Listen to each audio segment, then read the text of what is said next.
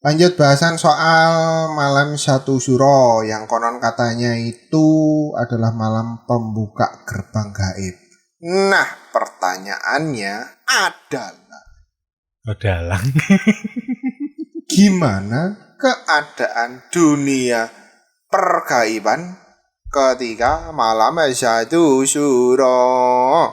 Ada pelaku supranatural nanya. Saya Nubi. Beneran ah?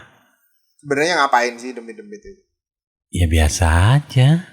Maksudnya biasa aja itu gimana? Sebetulnya sih ya gini, kalau menurut kepercayaan orang-orang Jawa dulu, itu katanya kalau malam satu suro itu penghuni pusaka itu keluar, makanya dicuciin kan, benda pusakanya itu penghuninya tuh keluar. Kita cuci pusakanya, nanti masuk lagi. Nah, pas dia keluar itu dia pamitan dulu nggak? Mau kemana? Mau ke Alfa apa Indomaret? Gini, misalkan aja ya, kamu keluar rumah ngapain? Minimal nyari udara segar kan?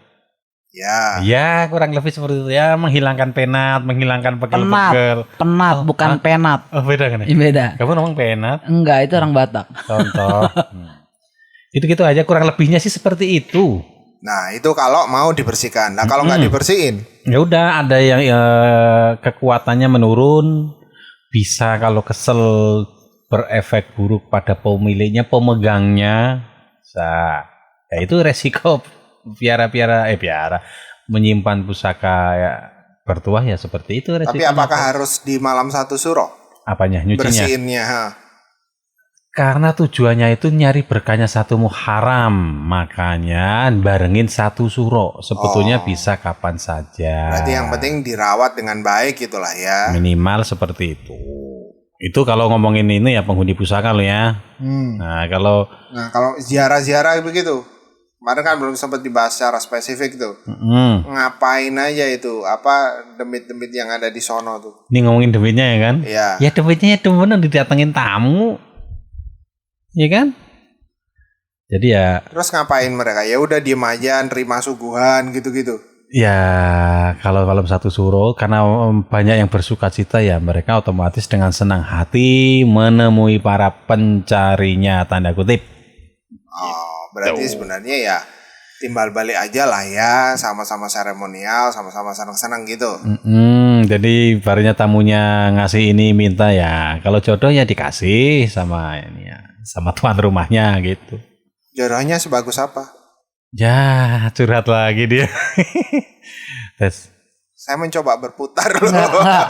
Estos nih selalu mengambil kesempatan dalam kesempitan loh. Nanti jodoh mulu. Kamu udah beberapa minggu ini ngomongin jodoh terus loh, Tes. Oh, masya sih. Itu alam bawah sadar loh. Oh gitu ya. Artinya apa? Artinya nyari jodoh. Ya nunggu DM aja. Oke. Siapa tahu ada yang Mas minta nomor handphonenya dong.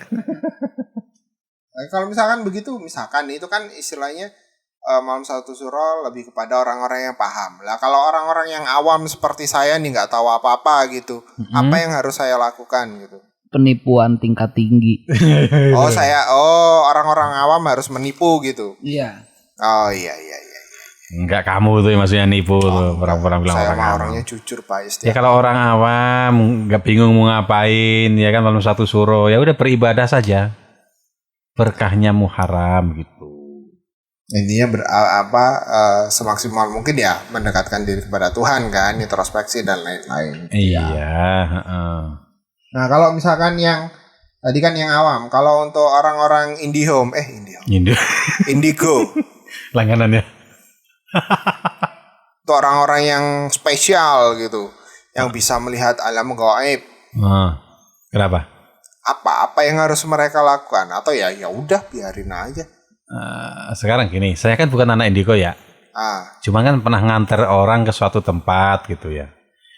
Jadi berdasarkan pengalaman orang yang saya antar ke suatu tempat itu, dia bercerita bagi mereka yang bisa melihat bangsa-bangsa gaib itu, malam satu suro itu kesempatan untuk ibaratnya banyak sosok, banyak apa ya, banyak tokoh, banyak sosok, banyak hal yang selama ini belum pernah mereka temui sebelumnya. Itu bisa nongol biasanya pas malam satu suro itu biasanya nongol. Itu tolong Bumblebee ditepok, kayaknya dia mulai kesurupan, diem baik. Kesurupan siluman lalat ini. Enggak, gue kesel dengerin Estes bener. bener.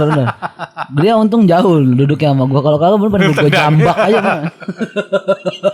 Enggak, dia ngeselin banget sumpah malam ini. Males gue ngobrol sama dia bener. Kalau tadi yang indigo, kalau yang orang-orang ya bukan disebut indigo juga sih, cuman lebih sensitif terhadap energi-energi gaib gitu. Mereka harus ngapain sih?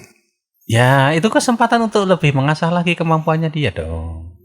Kan yang datang macam-macam nih, berbagai bentuk, rupa, kemampuan, tingkatan gitu kan. Berarti sebenarnya ya momen yang tepat untuk leverage lah ya, skill lah ya. Itu. Tapi bisa nggak? Kesannya gini, dia minta Braja Musti, gitu kan? Taunya dikasihnya nggak Braja Musti dan nggak cocok sama dia gitu. Bisa nggak? Ada kemungkinannya nggak gitu? Jarang. Itu karena mereka sudah tahu nih cocok dan tidaknya. Kok sok tahu sih mereka? Hah? Kok sok tahu banget? Dia kan langsungan di situ instan. Ih, sok tahu deh. Ya kalau yang sakti, itu kalau yang sakti. Ya kalau yang newbie sok-sokan minta gitu kan, terus tiba-tiba songong lo anak kemarin sore nih, gua kasih aja sekalian yang ini. Iya, ayo. Hah? Enggak. Oh, enggak dikasih. Kalau enggak suka enggak dikasih. Orang banyak yang sorry ya Tes ya. Ada suatu tempat di dekat Gunung Lawu tuh, yang sendang itu, yang salah satu sendang yang ada orang nyari jodoh. Di situ ada, pancurannya ada 7 kalau nggak salah. Ya banyak, nggak langsung dapat jodoh juga banyak di situ. Enggak, ntar dulu. Maksud lo sorry tes tuh apa? Ya dia kan dari itu juga ngomongin jodoh mulu, jangan terus. sentil nih.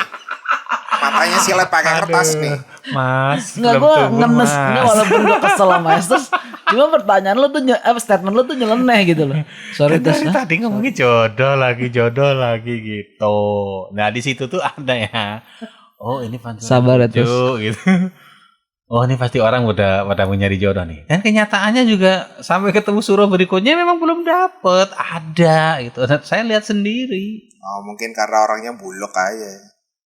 Curhat. Enggak, aku ganteng kok. Aku ganteng. Iyalah. Statementku sendiri. Kata mak lu. Iya, gak ada yang ngakuin cuman.